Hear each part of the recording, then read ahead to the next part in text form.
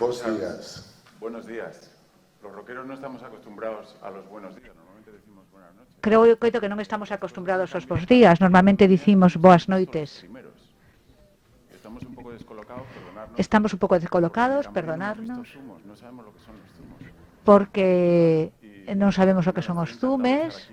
E non estou encantado de estar aquí. Quero dar as gracias á Xunta, á Fundación Pandeia, que xa está a nosa xente favorita do mundo, polo apoio que mostran para a cultura en xeral. Para nós é un inmenso honor que esteamos hoxe aquí, e para min un inmenso honor poder entrevistar a persoa que teño á esquerda, coa que teño a sorte de traballar, unha persoa fascinante, unha persoa rebelde, un humanista, moi pasional, moi perseverante, porque se dedica ao negocio da música, e cun vídeo que vos vou poñer agora en breve, veredes que a xente que traballamos no sector da música recibimos continuas críticas. El demostrou que ten caído 7 veces, pero que se ergueu 8. É unha persoa difícil de atrapar e de levar aos sitios. Además non o veredes a través das redes porque non ten redes. Pero para que me axude a explicar quen este señor, nada mellor que un breve vídeo que imos ver a continuación, no que veredes como ia ser a evolución da música e quen é Pino Xavier. Imos ver o vídeo.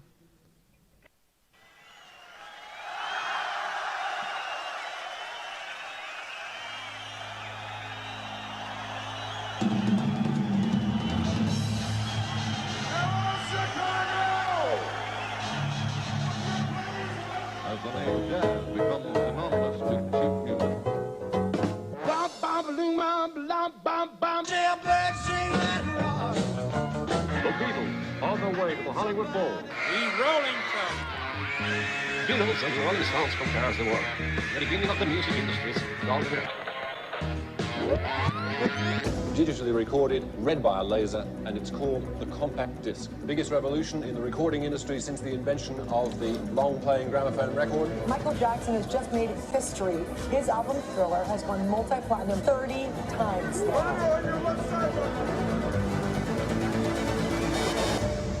Musicians are concerned. If they think Napster's bad, I can tell you there's a lot worse coming. 40 personas han sido detenidas por la policía en Madrid en una gran operación contra la piratería. La piratería la sufrimos todos. Se pierden puestos de trabajo.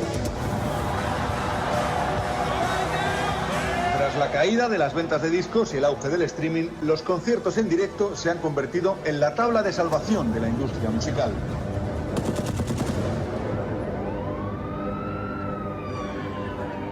Una tarde-noche sangrienta en París. Se producía una explosión aparentemente en el vestíbulo del Manchester Arena, que acogía un concierto de la cantante Ariana Grande.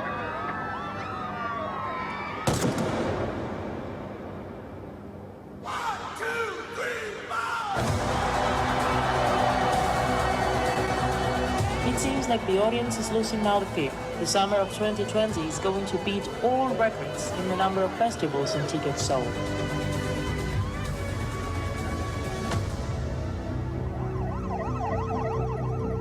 I'm declaring a public health emergency of international concern. It's a matter of life and death. Now is the time for everyone to stop non-essential contact. Muchos años a mí me decían todo el mundo, sobre todo hoy en día, todo el mundo está hablando de streaming, de virtual reality. No existe streaming y virtual reality. Nadie quiere estar en casa mirando una televisión. Yo quiero oler al lado el sudor del amigo, quiero sentir el abrazo de mi novia, quiero sentir el abrazo de mi hermano, quiero chillar a todo pulmón. Y pasaremos todas las pandemias del mundo, solo desearemos volver a la calle y volver a chillar juntos en un concierto, en un teatro, en un cine, donde sea, hasta en la fiesta del pueblo, o en el bautizo de tus hijos, o en el matrimonio de tu hermano.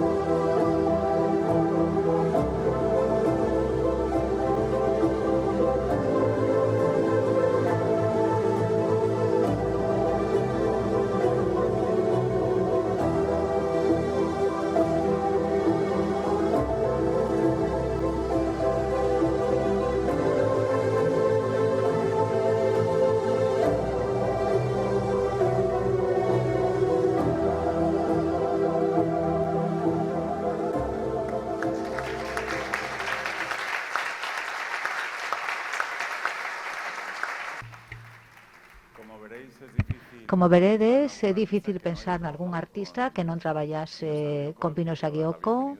Quero lle dar a benvida. Hola, Pino, bos días. Estou moi feliz de estar en Santiago. Santiago é unha cidade que Además, tengo una bellísima relación con Galicia. Yo empecé casi al final de los 70. Cheguei aquí a final dos 70, no 78. Alain Stivel, un artista, y trabajé con otro artista gallego, que era un gaitero muy famoso de la época, un arpero, ¿cómo se llamaba?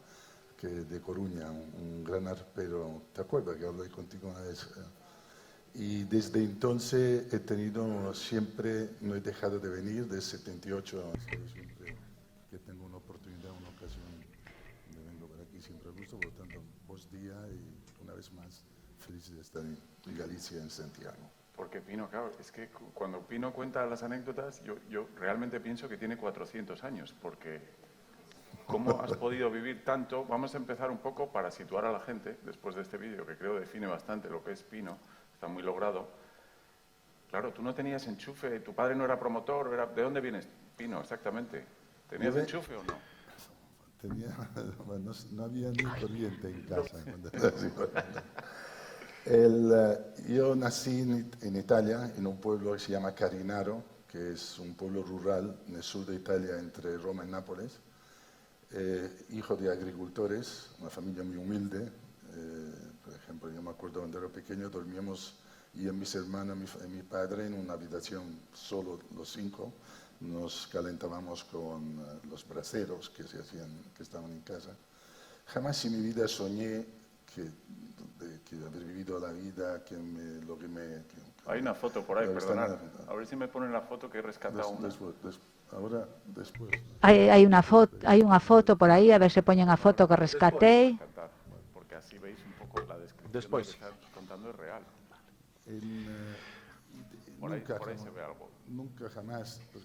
Nunca xamais eran labregos e a miña familia de tradición, os que salían da vila non eran labregos como ou iban a traballar de albañil en Milán, por exemplo. Este é un percorrido de todos que son as miñas xeracións anteriores. De cativos.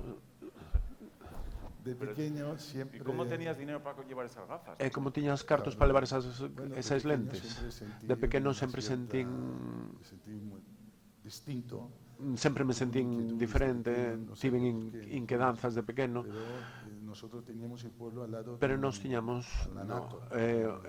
ao lado da vila tiñamos onde dormían os militares ao lado de Nápoles, na zona onde eles vivían. Sempre me chegaba ali porque de pequeno éramos un pouco travesos. Fumábamos o Winston americano e o Marlboro e ao principio empecé a escoitar música, escoitei a un que estaba escoitando a Jimi Hendrix, apasioneime. Despois os Rollins. Pouco a pouco fíxenme amigo da OTAN, dos da OTAN, do exército, e eles collían as setas que medran nas árbores, eran as máis cotizadas de todas. Empecé a negociar con eles, pedíanme 1,5 kg de cogomelos.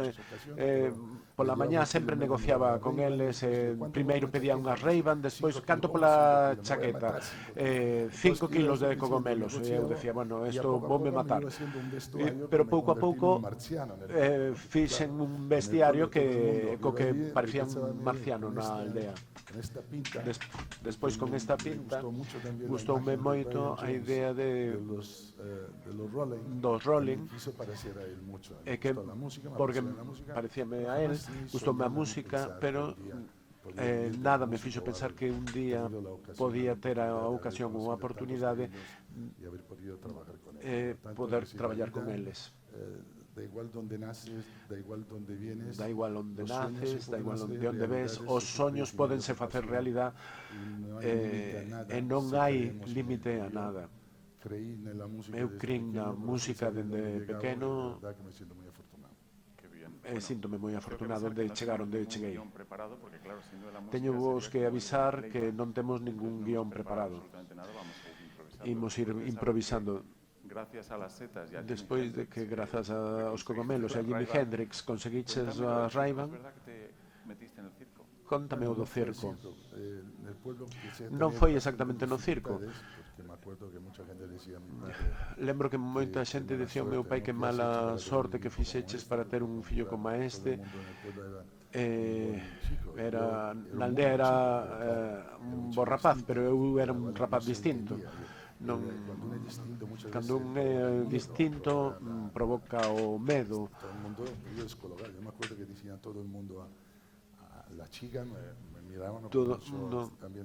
Todos me miraban, as rapazas tamén me miraban. Con este non, eu escoitaba as nais, con este non vayas. Na aldea sempre lle dicían ao meu pai: Luigi, que mala sorte tiveches con o teu fillo, de ter un fillo así. Expulsáronme de todos os lados, porque eu tiña certas enquedanzas, ata que un día chegou o circo á aldea, tiñan as máquinas de choque, a roda, e eu escapei con eles.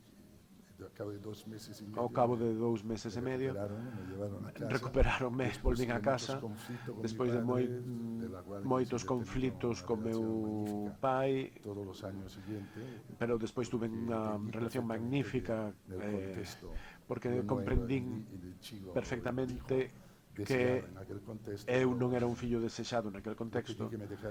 Pedín que me deixara marchar da casa, que me deixara libre, e prometínlle que se sentiría orgulloso de min, sen saber moi ben por qué.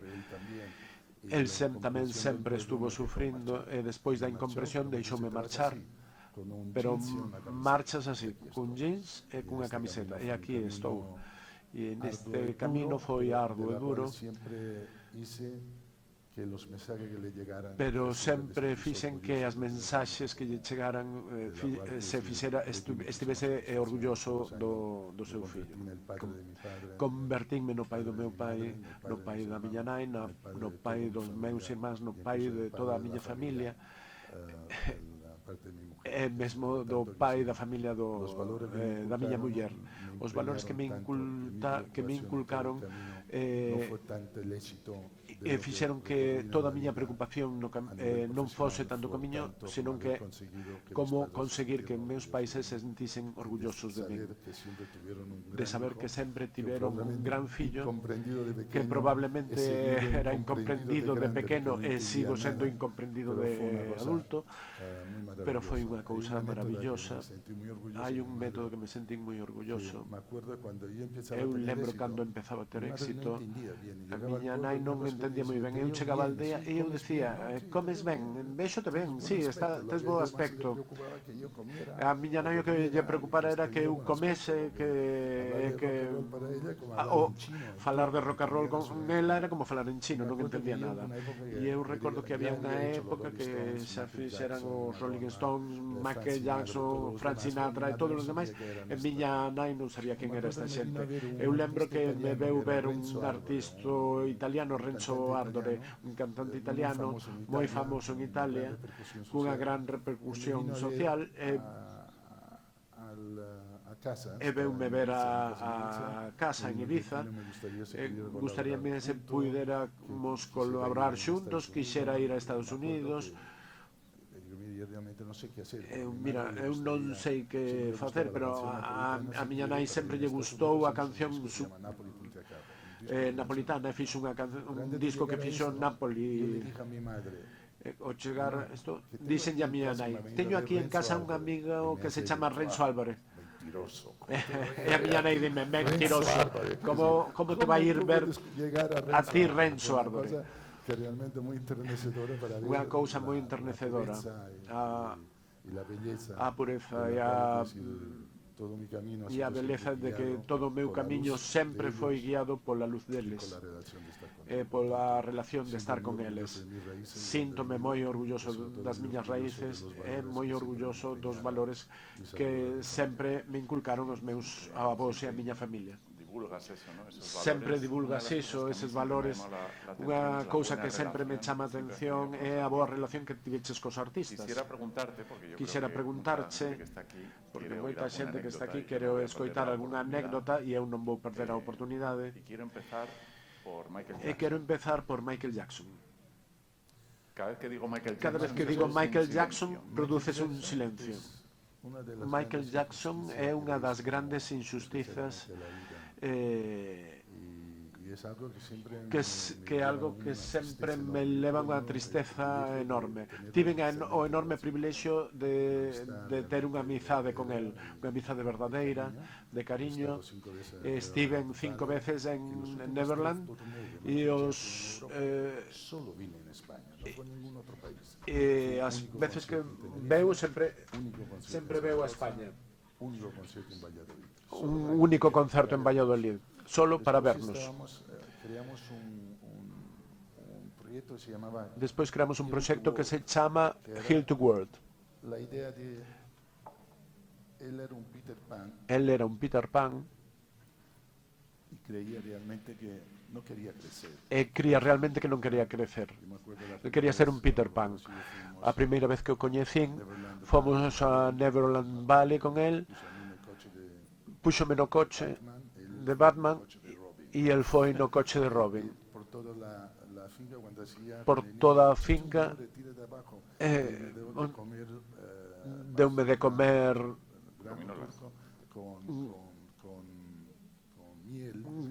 con mel, gominolas por todos lados, caramelos por todos lados. E isto estaba cheo de nenos, rapaces con cáncer, nenos con problemas, pero el non deu nunca publicidade a todo isto. E con este proxecto pensaba que os nenos eran os únicos que o miraban con corazón limpo e que dicían as cousas de verdade. Eran os únicos dos que se fiaba. En canto creer no futuro ao mesmo tempo. Por que non facemos un pacto World Together? Conseguimos a Declaración Universal dos Nenos. El veino varias veces a Lladró e pedimoslle que nos fixeran unha escultura que fixo a escultura de Michael Jackson. A idea dar esta escultura a todos os xefes do Estado do mundo xunto cun libriño para que cada vez que o Estado estaba ali asumía un cargo que se inspirase nese libro, nesa cultura do compromiso que tiñan que ter estes xefes de Estado de poder crear un mundo mellor para os nenos, para que cada os nenos teñan dereito a casa, a educación, a vivir nun mundo máis amable, nun mundo que lle permitira medrar como se merecen os nenos. E todo este proceso empezou un drama que aínda hoxe me entristece moito polas injustizas que se fan moitas veces, que quedan impunes e que ninguén loita contra elas. Acusárono, estábamos en Tenerife, acusárono en Tenerife de pedrastia, de la cual que foi como un xarro de auga fría a nivel de opinión pública. Xa o acusan, xa o matan, xa o destrozan sen demostrar nada. E todo isto ocorreu porque o pai dun neno lle pediu 5 millóns de dólares, 20 millóns de dólares para facer unha película, e non llos quixen dar. Ou das os cartos ou acúsote de que tocaras o meu fillo. Cometou o erro de pagar eses cartos. Os asesores dixeronlle que pagase porque senón iba a ir ao xuizo, aos tribunais. Ele era como Peter Pan, como un neno. E ali empezou unha das maiores tragedias da música, como ser humano, porque a partir de aí tivo que vivir un calvario enorme, foi os tribunais, foi... E a tristeza foi que foi absolto cun xurado branco, con todos os fiscais que estaban en contra, que o querían acusar, pero foi absolto de todos os cargos, por unanimidade. Cero responsabilidade. Pero a nivel mediático non saiu nada. Non saiu a noticia, o dano xa estaba feito. E despois estes pais do neno chegaron a suicidarse, pero ninguén non mencionou. Suicidáronse porque estaban mal polo que lle fixeran. Despois de darlle os cartos, volveu a acusar, e este mesmo neno dixo que era todo mentira, que o pai pedíralle que o dixese porque para coller os cartos. E ao final unha das maiores estrelas da música, unha das persoas máis puras, por desgraza, quitou a vida por non poder dormir polo sufrimento, os barbitúricos, todo, e o corazón non lle soportou, estoupou porque todo o que pasou, o amor da xente nunca o negou. Chegou a vender 1 millón de tickets nun día. Ninguén na historia fixo nunca nada como isto. É triste, pero por desgracia hoxe en día a xente vive moito máis na miseria, non viven na alegría dos demais, e estaría moito máis bonito se aprendesen a ser xeneroso e apreciar, a animar a xente en vida, tanto estos líderes que nos inspiran, non a matalos e despois xa queremos homenaxealos despois de mortos dunha forma inapropiada. Eu sinto moito dar esta leria, pero é unha cousa que creo que había que mencionarlo. El homenaje. Yo ahora como moderador, claro, no puedo meter otro drama porque en la música hay mucho drama. Agradecemos che homenaxe, eu como moderador que Pino na música e outro drama, acábame de vir na memoria que Pino, xa que ten 400 anos, foi nunha época manager tamén aquí e ten relación co flamenco, que lle encanta, e foi manager de Joaquín Cortés. Eu creo que recordo unha anécdota, digo para dar unha pouca luz despois da escuridade do caso de Michael Jackson, e logo falaremos de máis artistas. É verdade o que me contaron. Podesme confirmar que un día, o que me contaron de que Joaquín non quería actuar un día? O flamenco foi outra das miñas grandes paixóns. É unha das artes máis incomprendidas, máis inxustamente tratadas do mundo. Eu coñecín a Joaquín Cortés, eu quería falar cun bailarín e ao final conseguimos que fixese esa fusión propia daquela época. El era un pouco Michael Jackson da danza. Quiximos facer un flamenco con un toque contemporáneo, con Giorgio Armani, con alcance internacional. E conseguiuse facer con Pasión Gitana de Joaquín Cortés. Fixemos unha xira mundial que conquistou o mundo enteiro, porque fomos a todos os sitios do planeta. Foi algo espectacular. Converteuse na máis grande estrela do mundo. Supoño que te refires ao do Royal Albert Hall. Eu chegaba de Nova York, estaba ali Lady Di e o Príncipe Carlos. Era un evento organizado pola Cruz Vermella que se facía no Royal Albert Hall de Londres, e Joaquín Cortés era a estrela da gala. Eu estou chegando de Nova York, vou ao hotel, estou ali descansando, de repente chámame dicíndome: Joaquín non vai actuar. Chámame a presidenta da Cruz Vermella cunha voz dramática, desesperada: Pino, por favor, isto é un desastre, pero que problema hai? E dicíame que el non estaba nas rúas como el quería. Dice, pero isto é unha gala, é simplemente basta con que faga un zapateado, pero que el dicía que non, empeñouse en que non, creou un drama increíble, non sabía que facer. Eu collín o coche, fun para o teatro, e Joaquín Nesta época el puña unha saia e maquillábase e entraba no medio da platea coa saia.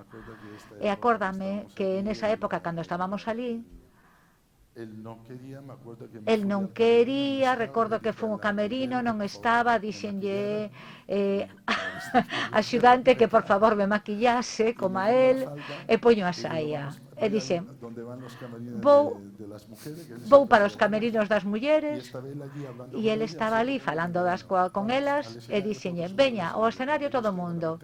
E cando eu estou a piques de entrar, el ven Xoaquín, quítame a saia, subiu ao escenario e foi a mellor actuación da súa vida. Pero aquilo foi un choque de trens.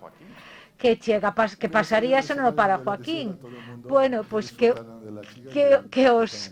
saíse eu sería o escenario e diciría a todo o mundo que disfrutasen do corpo de baile, que era espectacular, cunha coreografía preciosa, pero ás veces hai que saber reaccionar, porque os artistas, por moitos motivos, necesitan ter un estímulo. Ás veces os managers temos que estar ali e atrevernos e arriscarnos e a confrontarnos coa situación, porque non é sempre fácil tratar cos artistas.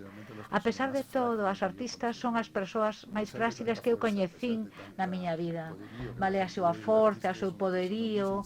Os artistas son moi sensibles, moi fráxiles. Teñen moitísimas inseguridades, están constantemente expostos ao xuizo dos demais, ou se o fan ben, se non o fan ben. E moitas veces, por iso, eses tics que parecen que son propios de arrogancia, de primadona, moitas veces son pantallas de protección para protexerse ante esta vulnerabilidade que teñen a causa desta exposición. Daquela tocouche ser bastante psicólogo cos artistas, non? Imos falar de Whitney Houston, que trouxeches ti a Coruña, a primeira vez que vino a España, que veu a España. Sí, na Coruña houve dos grandes eventos e un gran fracaso, porque este de Whitney Houston foi moi bonito. Eu nos 80 utilizaba usaba as artistas para promover o mundo inteiro. Eu convencín a todo o mundo para facer a retransmisión mundial de Whitney Houston dende Coruña. E a xente preguntaba, onde está Coruña? E eu dixen, un sitio céltico precioso. E lembro que fomos a Coruña e foi un concerto que se transmitiu no mundo inteiro e foi realmente impresionante, increíble. Estaba no top da súa carreira e o show, se vas a internet, podes Whitney Houston dende a Coruña e podédelo ver. Foi un acontecemento sen precedentes. E despois fixen outro que tamén o quería facer histórico, que era Frank Sinatra, que desgraciadamente non había ninguén. Frank Sinatra na Coruña, recordo que non conseguimos 2000 e pico persoas, foi realmente triste. O tío dicíame, pero que pasou? E bueno, que estamos nun sitio no norte, isto moita xente, non sabía onde agacharme. Foi, pero unha anécdota onde onde íamos, Frank Sinatra só facía fotos co xefe de policía e co alcalde, máis nada. Se me propuña alguén, non, pero recordo que un amigo meu da Coruña e outro de Madrid estaban completamente tolos por el e dicían, por favor, quero unha foto con el. E dice, tranquilos, aquí non veu nin o xefe de policía nin o alcalde, polo tanto, ti és o xefe da policía, ti és o alcalde. E conseguiron facer unha foto con el. Pero estou seguro que hoxe en día Frank Sinatra sería un estadio, conseguiríamos un estadio, pero naquel tempo non foi así. Foi maravilloso, pese a todo. Foi un acontecimento histórico. Bueno, resumindo, para os que chegaron tarde, xa sabemos que Michael Jackson é bo e que Frank Sinatra non gusta aos galegos. Eu non diría iso. Déixame que che pregunte, porque falamos da saúde mental dos artistas. No pasado perdemos moitos artistas, xa falamos agora de Whitney Houston. Sei que ti tamén tiveches unha relación moi boa, como con tanta xente, cun artista chamado George Michael. Outra víctima Mira que se no había cadra... redes sociales, Mira que non había redes sociales daquela. Bueno, non imos falar que non só de parte triste, sino de outras cousas. Con George Michael houve outra injustiza. Era unha persoa moi sensible, que tivo moitos problemas durante a súa etapa emocional. Desgraciadamente, hoxe en día, hoxe celebro o movimento de diversity, LGTBI, porque seguramente se George Michael tivese na súa nenez estas posibilidades que teñen os rapaces de hoxe en día, podería ter sido un neno feliz, contento, con moita máis solidaridade. Pero iso de verse obrigado dende pequeno a negar que era gay, a agocharse detrás dunha coidaza, a parecer un macho cando non o era, estar constantemente buscando e convertelo nun símbolo para as mozas, crear un sex símbolo de macho destinado ás mulleres, para que a nivel discográfico todo fora beneficioso. Aí radicaban niso, ese potencial comercial, e por iso converteuse nun home triste só. O amor da súa vida, por desgraza, tivo sida, el tamén, e todo iso, para poder leválo con esa tristeza, acabou noillando en si mesmo, tivo moitas problemas persoais, e todo isto levou no final das súas días, levou no a morrer aos 50 anos,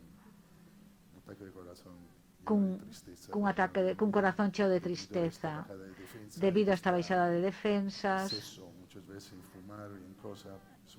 e a estas situacións tremendas, con esta enorme tristeza de non poder nunca manifestarte como realmente era unha das máis grandes pops xunto a Michael Jackson a nivel mundial, e cunha sensibilidade impresionante. Eu tive o honor e o privilexio, uns anos antes de morrer, estivo na miña casa en Ibiza comigo, estivo con moita ilusión por volver facer un disco dance, por volver facer bailar o mundo, estaba moi ilusionado, e a verdade, a min a nova da súa morte rompeume por dentro. A verdade é que todos istos que marcharon, que morreron, no fondo nunca morrerán, porque no fondo sempre van estar connosco. Eu nunca deixo de escoitalos, e nas miña casa sempre está soando George Michael cando entro, e iso me lembro del con alegría, con ilusión, pola grandeza e a felicidade que lle proporcionou a tanta xente coa súa música. Así que só marchou o corpo, porque o seu espírito, o espírito de todos estes grandes sempre estarán connosco. Estábamos, últimamente, falase moito da saúde mental dos artistas na música, e tamén moitas iniciativas alrededor da sostibilidade. Isto xa tocaba, porque un dos grandes problemas de que sempre falamos do medio ambiente, sempre falamos, sí, sempre houve este problema. Cal é a diferenza hoxe? Que agora hai un pouco máis de conciencia social, pero tampouco conseguimos ata agora realmente conseguimos canalizar esa concienciación para interiorizalo, para convertelo en costume. Vamos intentalo cada día. Eu, por exemplo, a miña filla pequena, na casa é unha fenómena co plástico, ca reciclaxe, non te deixa que te pases en nada, porque xa empeza a berrar contigo. Digo, vale, tranquila, que xa te entendín. E vai pola rúa, ve ou unha praia, ve un plástico, recólleo. Eu creo que a xente ten que tomar conciencia de que o medio ambiente é unha responsabilidade non só das novas xeracións, senón tamén das vellas xeracións, para que aprendamos deles a comportarnos. Moitas veces non temos nin a paciencia, nin somos realmente conscientes de maneira activista, senón de maneira intelectual. O sea, sabemos cal é o problema, o que hai que facer, pero cústanos moito actuar. Na música agora hai un movimento moi forte, a parte dos músicos, de crear un concerto con sostibilidade dende o escenario as vallas, a xente, os caterings. Hai un compromiso a favor disto. Oxalá que de forma xeral aprendamos un poquinho máis da xente nova, para que isto se convirta nun modo operandis das novas xeracións e poñerlle remedio a un dos máis grandes tsunamis que pode ser o COVID da historia, que é o cambio climático. O día que a Terra se enfade, como xa se está enfadando agora, aí sí que non vai haber ningún antivirus, non vai haber ningunha vacina, aquilo vai nos barrer do mapa a todos, desgraciadamente dunha forma moi violenta e sen ningunha maneira de podernos defender. Polo tanto, calquera esforzo, calquera iniciativa, eu aplaudo foros como este que intentan crear esta conciencia, para que todos teñamos unha conciencia responsable da actual situación, para contribuir a poder mellorar a situación. Para a nosa banda,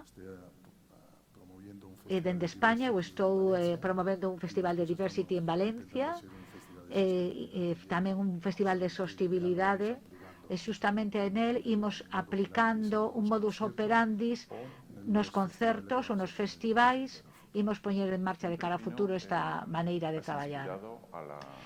Pino, ti sempre inspiraches a xuventude polos teus valores, porque sempre utilizaches a música e os seus valores en distintos contextos. Todos sabemos que a música é igualdade, diversidade, unha linguaxe universal. E Pino, no pasado, hai dous eventos que a mí me chaman personalmente a atención. Un é Amnesty Chile e outra é a chegada de Nelson Mandela. Contanos un pouquiño. Eu sempre tive dende pequeno, a pesar de todo o que contei, como dixen, sempre fui moi apaixonado polas cousas, polos dereitos humanos. Sempre de moi pequeno me interesou isto. Sobre todo vindo de onde veño. Os meus pais eran agricultores, pero tiñan un compromiso social moi marcado, moi forte. E de cativo, o que era a opresión era algo que nunca foi comigo. Sempre me revirei contra iso, e sempre fui un activista dende a nenez, bastante de primeira liña. Pelexaba e estaba sempre ali. Recordo que Jackie Lee, o presidente de Amnesty en Europa, pediume, vai haber un documental sobre el que se vai emitir en Netflix, no que se fala deste evento, e el díxome: Tino, queremos facer un concerto en Chile a favor da democracia, contra a opresión. A idea gustoume, pero e tamén a posibilidade de estar en Chile, porque eu de pequeno, debido a miña relación coa cultura humanista, a min Pablo Neruda, Víctor Jara, sempre tive un gran vencello con eles, coas Nais de Maio, cos desaparecidos. Sempre estiven moi presentes. Sempre estiveron presentes na miña vida, non só profesional, senón na miña vida emocional. En canto aos dereitos humanos, o meu sentimento humanista. Dixen, vale, pero que imos facer ali? Crees que en Chile, con Pinochet no poder, poden chamarnos uns progres, uns carrozas, poden acabar pegándonos, incluso matar, non? Ao final acorrésenos algunhas ideas e armamos un grupo que foi Sting, Tim Tilimanning, Peter Gabriel, Sidney Connor, Wynton Marsalis, Rubén Blades, Jackson Brown, e despois de España, Luz Casal, unha galega, e a los Ronaldos. Pero cando estábamos indo, pensábamos, seguimos con isto, vannos a acabar pegando. Ao final corrésenos a idea de levar un grupo da época que se chamaba New Kids on the Block, que era un grupo de xente nova, para xente nova, e se os levamos, que son as estrelas número 1 en Chile, neutralizamos os policías, porque os fillos lles dirán aos pais que queren ir ver o concerto. Entón, se poñemos os fillos dos militares nos concertos, non van poder vir contra nós. Bueno, pero New Kids on the Block, pero ao final foi así. Chegaron, montouse un follón tremendo e ao final deusenos a oportunidade no que se vendeu todo no Estadio Santiago. Foron 2 concertos históricos, memorables, que me pon os pelos de punta. Había máis de 5.000 militares fora, pero foi un concerto entrañable que marcou un antes e un despois na historia de Chile.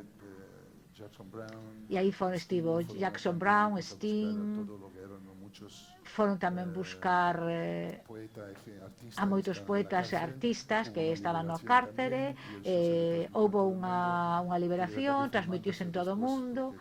Aquilo foi un antes e despois, porque creo que despois xa Pinochet foi cando marchou a Londres, cadrou ali no medio. Síntome moi orgulloso de ter formado parte disto. Vai sair un documental que vai falar disto, e a verdade é que sempre me sentí moi orgulloso disto. E Mandela foi un gran fracaso, outra gran tristeza, porque foi un gran líder. Sen lugar a dúbida, inspirounos a todos, porque cando nos éramos novos, tivemos grandes líderes que nos inspiraron, non só políticos, sino que había grandes líderes sociais que se implicaban en dereitos humanos, en dereitos sociais. Nelson Mandela foi non só un grande activista, senón un gran político despois. E lembro que no ano 2001, Naomi Campbell, que acababa de deixarse con Joaquín Cortés, díxome: por que non facemos un show que se chame Rock and Roll, poñer xuntos a moda e a música?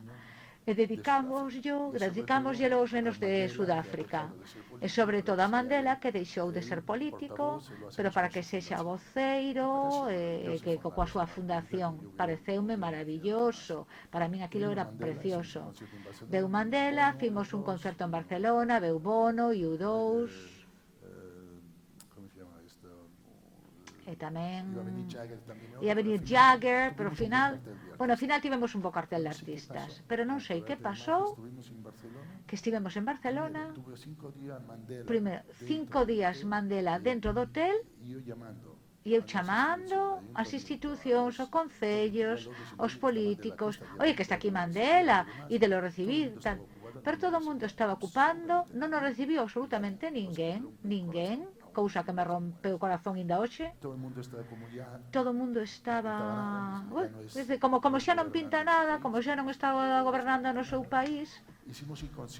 Fixemos o concerto, foi un gran fracaso, e el sempre tan humilde que me ensinou para min que non, el dicía: isto non importa, o tempo xa todo pasará. E el dicía: xa pasou o meu tempo. Pero eu penso, como pode pasar o tempo dunha persoa que nos inspirou e que nos emocionou tanto? É imposible, ali non puido pasar o tempo. Pero dicía: non te enfades, a xente está ocupada para poder dedicarse a isto, para perder o tempo comigo. Que gran humildade, que gran home, que gran persoa. De verdade que me rompeu o corazón, que non se lle dese o mérito que lle correspondía. Cando morreu, como sempre, todo o mundo cantaba as súas loas e os seus logros, pero ás veces o que temos que facer é darlle cariño en vida á xente, darlle amor ás persoas que o merecen, sempre, constantemente, porque son a luz que inspira non só as novas xeracións, senón as que seguen lucindo sempre no futuro, ata que ao final dos nosos días nos permitirán sentirnos orgullosos de que compartimos o tempo con eles.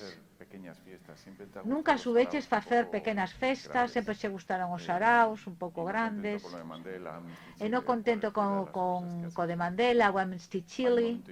Hai un momento histórico que por algunha extraña razón que ainda non me contaches, ocorreuseche xuntar unha das estrelas máis grandes da música, que é Freddie Mercury, cunha canta de ópera chamada Montserrat Caballé. A que clase de persoas se lle ocorre iso nunha mañá? Iso digo eu, a quen se lle ocorre iso? Pois nada, unha vez máis,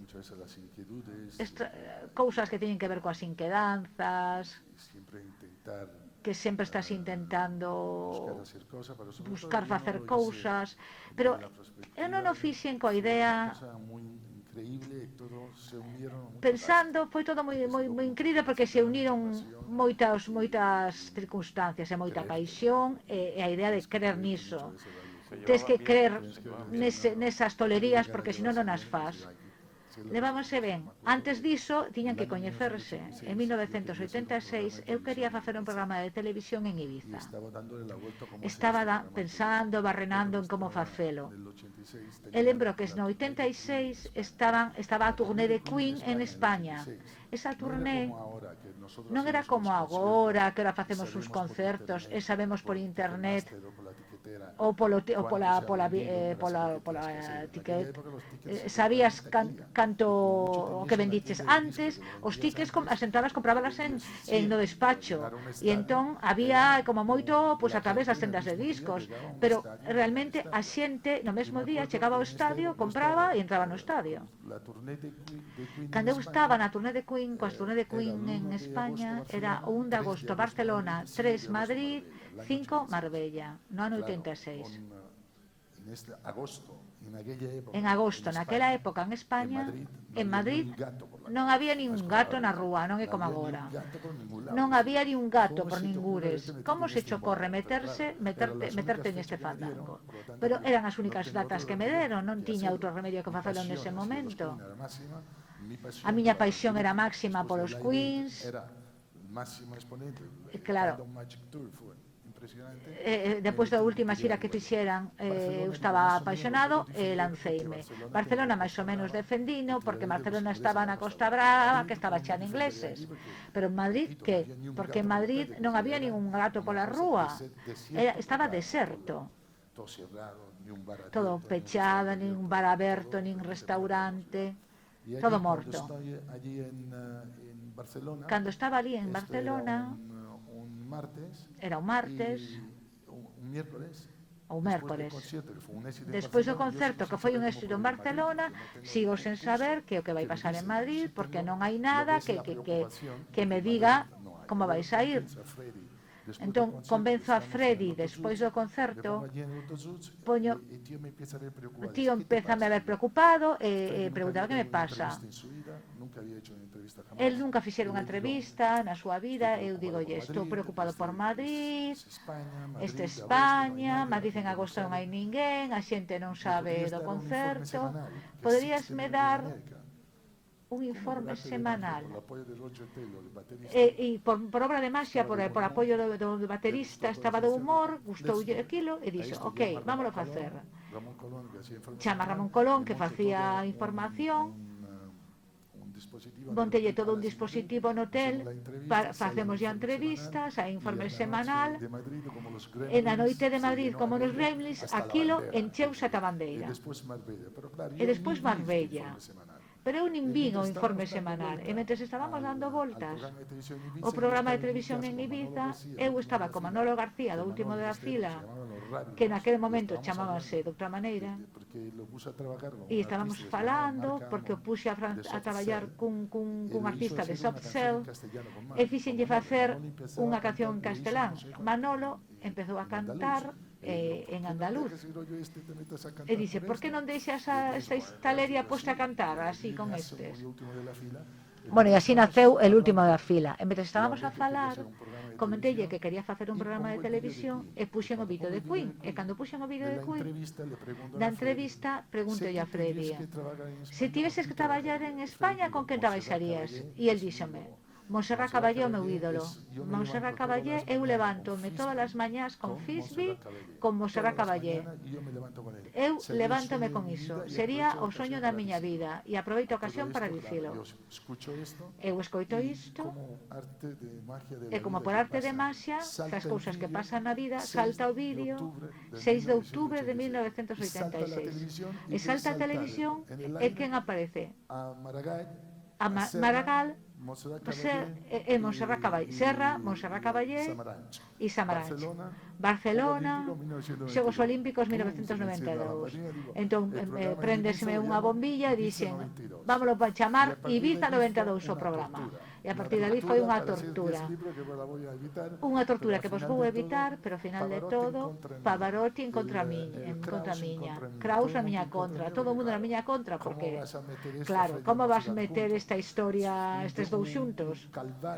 Un calvario para convencela a ela, un calvario para facelo, un calvario para chegar, e ademais a última tolería foi, na última parte, cando xa se produce o encontra, despois de moito tempo consigo, o encontro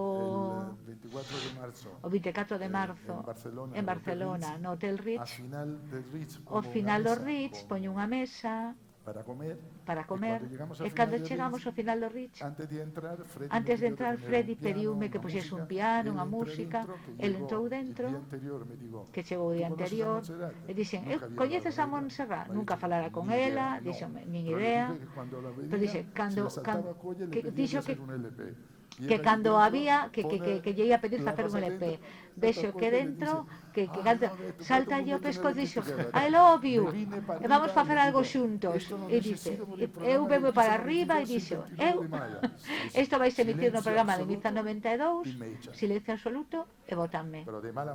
De mala maneira, eu digo, está tolo, como se cho corre, estás dicindo que despois teñen que estrear isto dous meses despois nunha discoteca en Ibiza. Dixen de tolos, pero dixenme levar pola emoción, botáronme unha depresión de cabalo e ao final, si, estreámoslo 29 de maio de 1987 na discoteca Who de Ibiza. E o ano seguinte, coa chegada da bandeira olímpica a Barcelona, unha fusión de ópera e rock, da cual se transmitiu en todo o mundo, e na NIT foi a que gañou a primeira medalla de ouro dos Xogos Olímpicos de Barcelona, presenteu o programa na televisión no Festival de Cine de Nova York, e foron 300 finalistas, 3 medallas. En Barcelona, Música Extravaganza gañou a medalla de ouro, do cal me sinto moi orgulloso, pero non me deron a medalla, deronme un certificado con graciñas por colaborares. Que maravilla. Que maravilla. Os que traballamos con Pino tentamos sempre telo entre porque nosotros empezamos a temblar.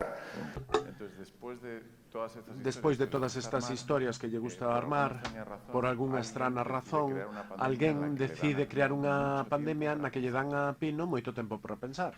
E remontámonos hai pouco, cando recibo unha chamada e me conta un dos proxectos máis fermosos nos que se pode participar, que cando Pino, despois de xuntar a Freddy Montserrat e estar con Frank Sinatra, decide que vai unir a industria musical, que sempre foi moi separada, decide facelo en forma de canción. Non, en forma de canción non foi. Bueno, todavía non. Aínda non. Decide xuntar a industria primeiro para coidar un pouco da industria. Tampouco. Esa es la impresión que me da a mí. Esa é a impresión que teño. Bueno, lo digo no por me gusta isto un pouco diferente. Gústame isto del marcha contrario un pouco. Xuntar a música é imposible, porque desgraciadamente cualquier mundo, en cualquier profesión, en cualquier gremio, pero particularmente en calquera grupo, en calquera gremio, en calquera profesión é moi triste que non esteamos unidos, que non teñamos unha voz que nos represente. E durante a pandemia vin que era moi evidente que a música está desunida, sigue estando desunida.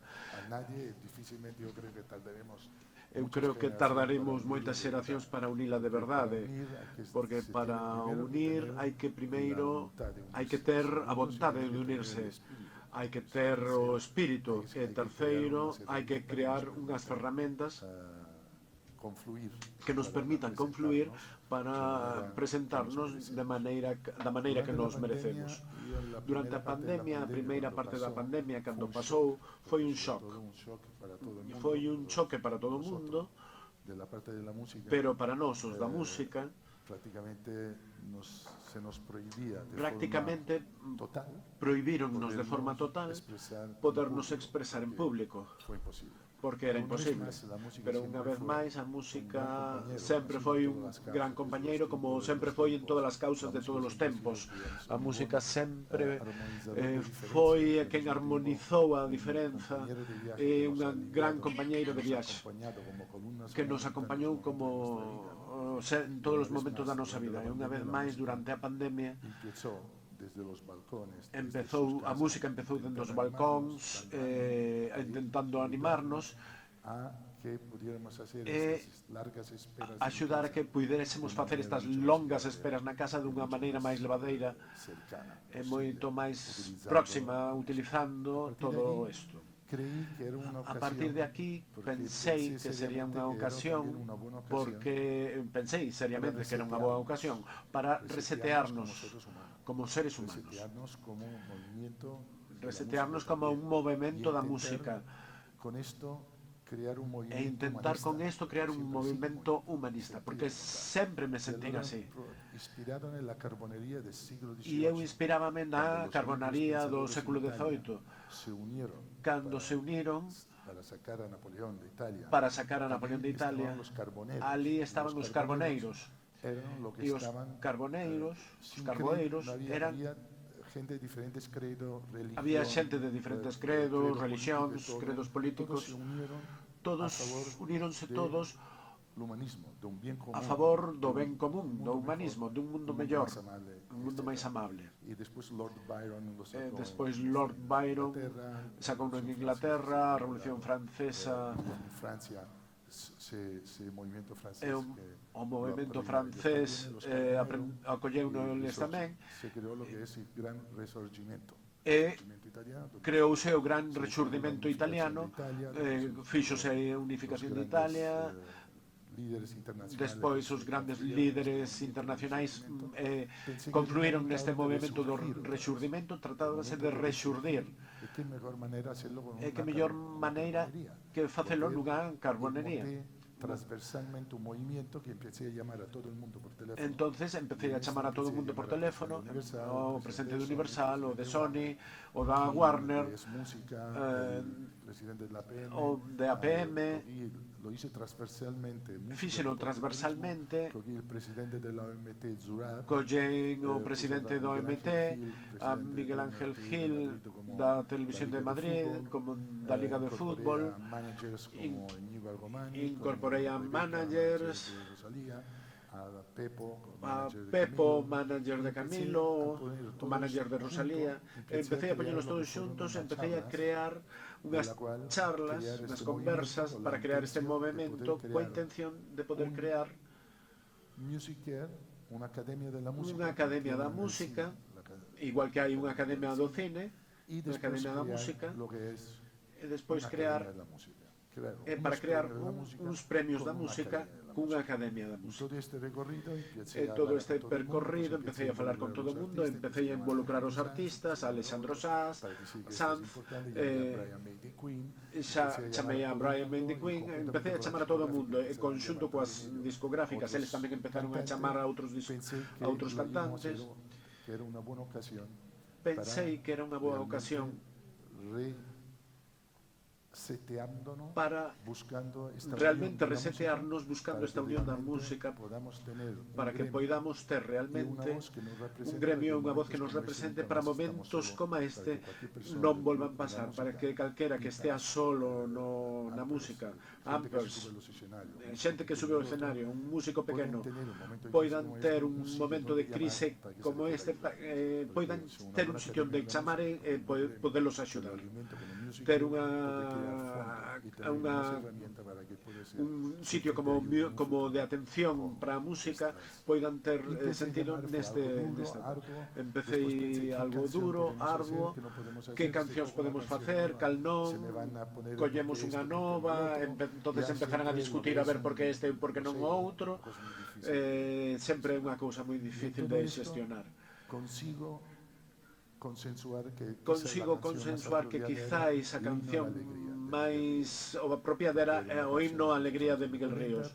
Foi unha canción dos anos 40, representa precisamente os 250 anos de Beethoven e a novena de Beethoven, e esta canción foi escrito de gran desastre social, e repito, esta pandemia supuxo un novo rexurdimento, un novo ánimo. Esta canción tiña todos os valores que precisábamos neste momento, para que todos os artistas non discutiran de quen era a canción, de onde viña. Todo o mundo coñecía a Beethoven, e Miguel Ríos tamén puxo unha voz que tamén tuvo un gran éxito internacional.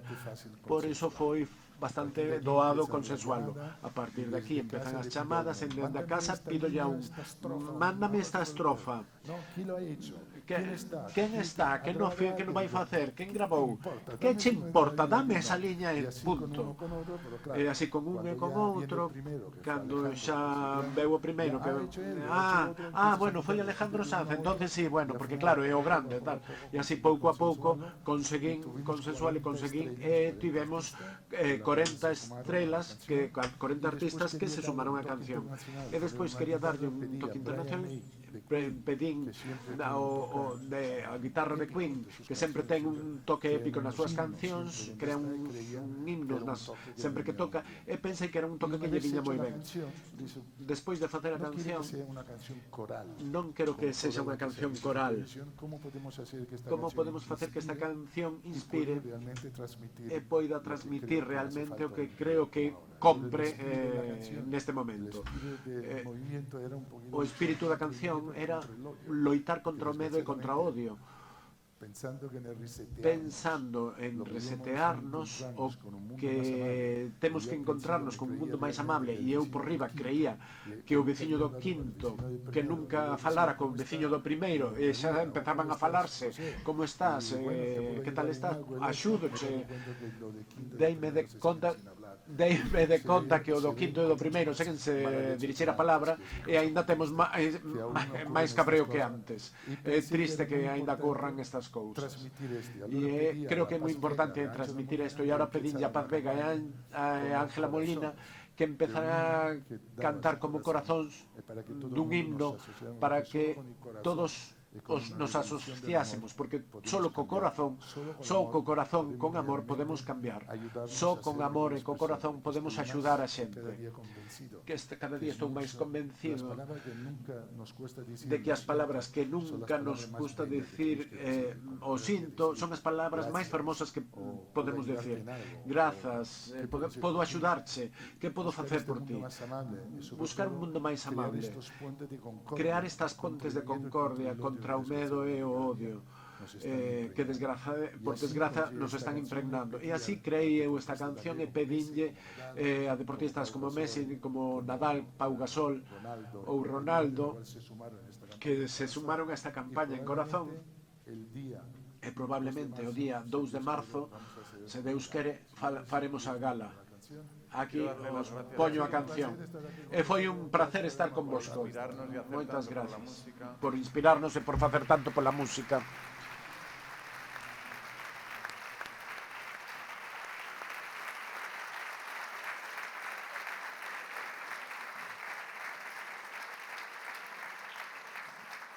Nos despedimos con el vídeo, os dejamos con el vídeo. Muchas gracias. Gracias, Pino. Ha sido un placer.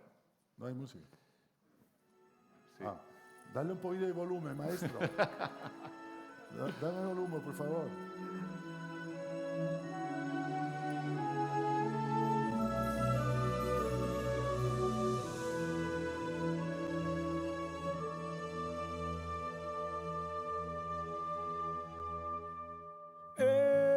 Escucha, hermano, la canción de la alegría. el canto alegre del que espera un nuevo día. Ven, canta, sueña cantando, vive soñando el nuevo sol en que los hombres volverán a ser hermanos. Ven, canta, sueña cantando, vive soñando el